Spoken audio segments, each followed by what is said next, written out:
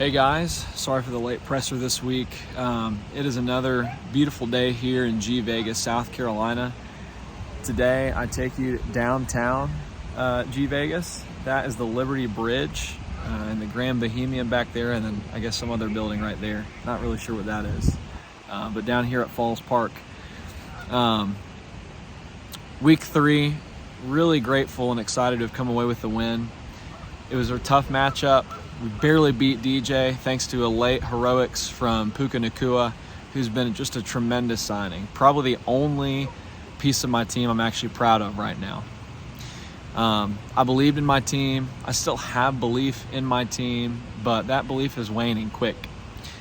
We are 3-0 and super excited that we are 3-0.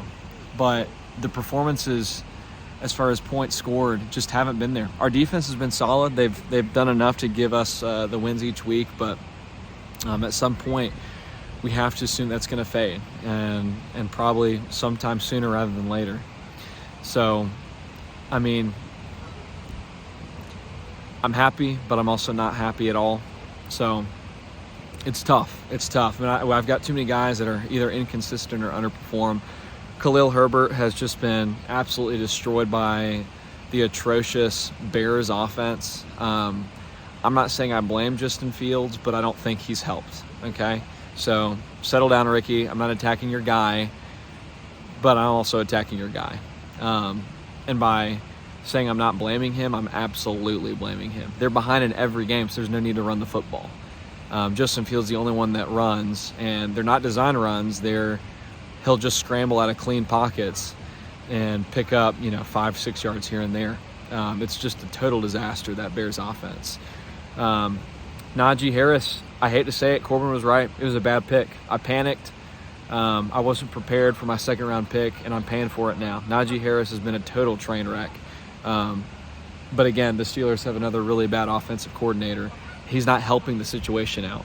Although Najee isn't helping the situation out either. So there's that too. Bijan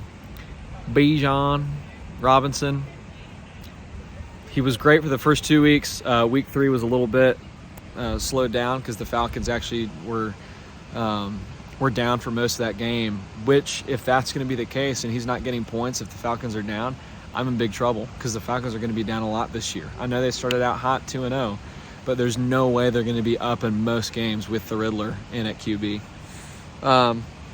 Amari Cooper's been solid. Devontae Smith, dude, throw him the ball. I know A.J. Brown threw a fit last week, and then Brown came out with a bunch of targets.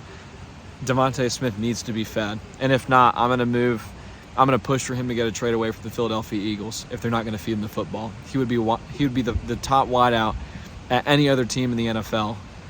Maybe with the exception being the Dolphins.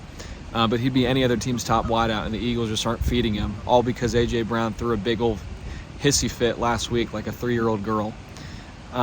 Just disgusting. And then Taysom Hill has a great game. I pick him up, drop Juwan Johnson, who had a terrible game this week, but so did Taysom Hill. I just can't win at the tight end position. And then my defense, hit or miss. Just from top to bottom, my team sucks. There's no getting around it. I'm grateful to be 3-0. I think I can actually be 4-0 this week. I'm not convinced that Libby's going to beat me. But my team is just so inconsistent. I can't count on them. I can't count on these guys, and they have so much potential. I've got a lot of depth, a lot of potential in my depth. Josh Kelly, a complete disaster, big old dud, 0. Failed to make any sort of impact with Austin Eckler missing time, which is ironic considering that he was lights out when Eckler was actually healthy in week 1, and I didn't even play him. But when I have played in the last 2 weeks, he's contributed absolutely nothing to my team. Elijah Moore has been solid, and I might have to lean on him moving forward. So that's definitely going to be a potential option for me there. And then Quentin Johnston, I hope that he is able to make a name for himself now that Mike Williams is hurt.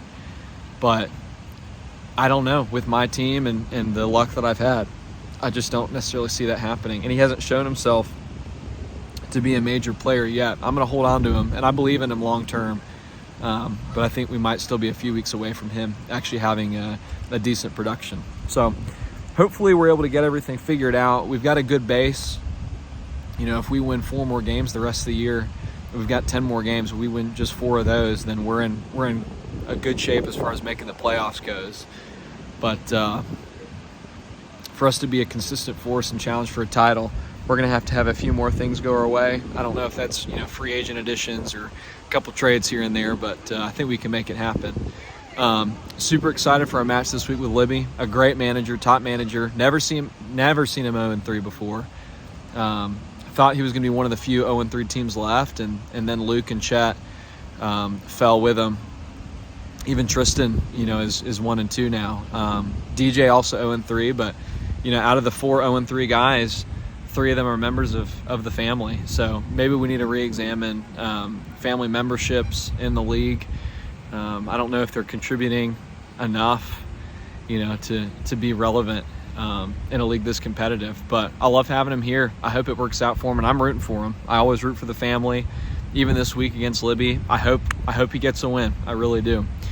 He deserves it. I don't. It's as simple as that. I'd rather lose and play well than win and play poorly. I know some people have different philosophies on that, but I just told my soccer team that last week because we played really ugly in a game, and we came out with a win, but it should have been a lot better. We won 2-0. We took 30 shots. They had 0. We won 2-0. We gotta finish a little bit better than that. It's just not consistent enough. So we're putting the work in on the practice pitch. But I have the same philosophy for my team.